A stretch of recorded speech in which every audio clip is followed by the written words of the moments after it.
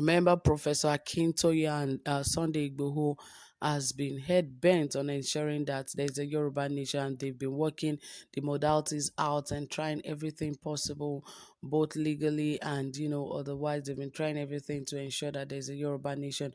But of course, we also know that there are some people who have not supported this move in the Yoruba land, or let's say in the southwest in the country. But of course, we should expect this, and it is not compulsory for everyone to support it. But at least let's have the majority of the people be a part of this.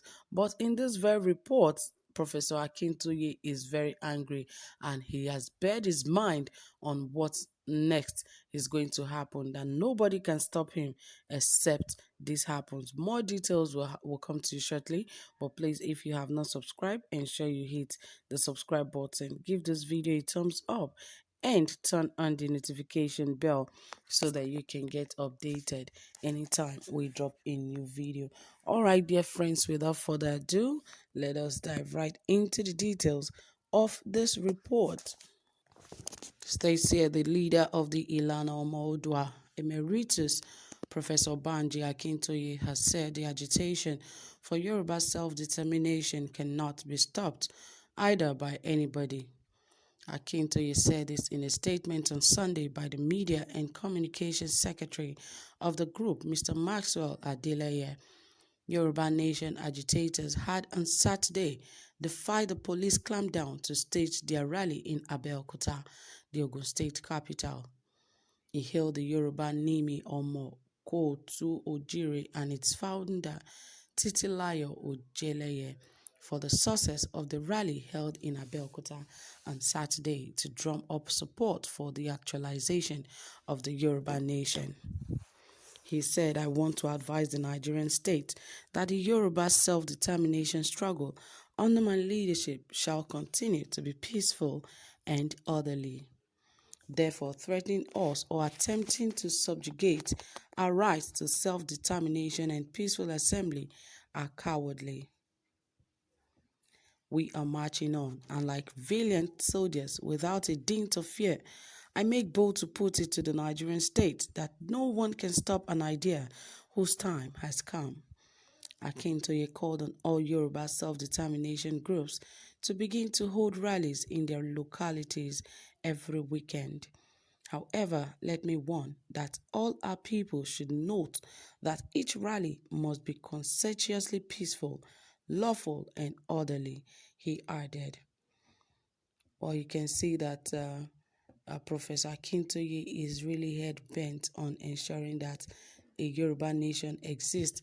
And remember, why he's head-bent on saying all of this is because what the government keeps saying is that all those agitating, that they will fight them. Yes, that is the message the government has been passing across lately. Like, agitation is like, it is not constitutional. It is constitutional, so they shouldn't make it become a thing of war. It is allowed. Whoever wants to leave should leave. But the problem is, before, like they would say, before anybody does anything, sit down to count the cost. Allow them to count their cost. Allow them to do what they want.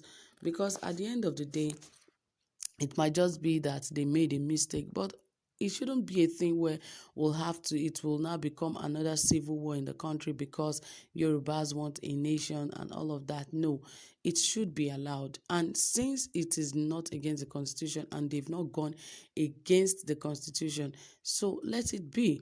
But now remember that earlier I reported that even the DSS are now picking up agitators, that if anyone is caught agitating, that they will be thrown, behind the van or put behind bars.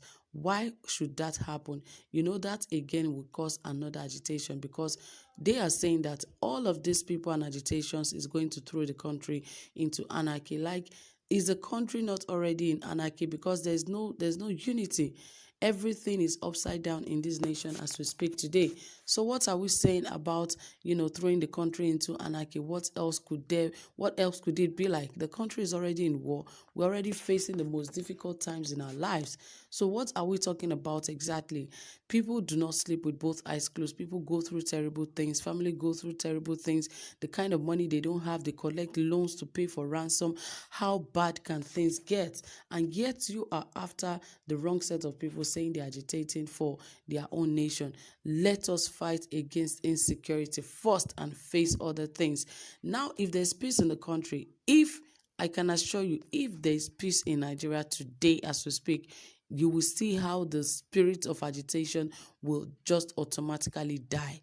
But things are not even getting better, and yet you are going after those who want a nation for themselves. That is why that was how the Nigerian army took themselves, took their time, went to other states in southeast and began killing, the Eastern Security Network groups. And you are going there to also kill Biafrans. Like, for what exactly? That is not our problem as at today. A major challenge and problem that we have in our hands today is Boko Haram. And not just Boko Haram, we now have banditry, criminalism, we have robbery and all of that faced in Nigeria. The economy is in a bad shape. Everything is in a bad shape. And yet you are going after agitators. Agitators are only acting on what is on ground. They're only acting as at the kind of things that the government has allowed to happen in the country. And if all of this stop, I can assure you that all of these agitations are going to stop. All Nigerians understand that it is better together than being separated. But it has gotten to the extent that Nigerians, most of them, their eyes can now see their ears. I hope you know what that means. And, there's no way people who have been pushed to the wall will not react. There's nowhere else to go. You are left with no option than to just stand and defend yourself. That is exactly what is happening today. And yet the government is still trying to fight against agitators. Agitators are not the problem. Let us face what the problem is first. If we can handle all of that, the others will automatically solve itself. There are some things that do not even need you to fight off. All you have to do is to first solve the first puzzle and you will get the remaining. But if you just want to start from the bottom, it will be very difficult for you. So you can always start from, where it's going to be easy for you so that everything will become easy. But unfortunately, that is not what the government is doing. The government always like to attend to issues on the surface. Go straight to the roots and attend to these things, and it will be seen. Obviously, now DSS going about picking up people because they're agitating for their own nation. That is a dumb thing to do. It is dumb of this government to do.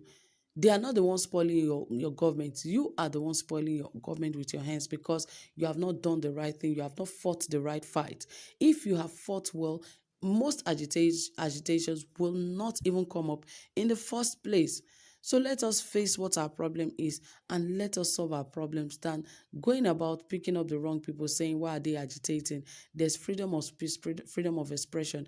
Now Nigeria has been recognized as the third worst governed country in the world.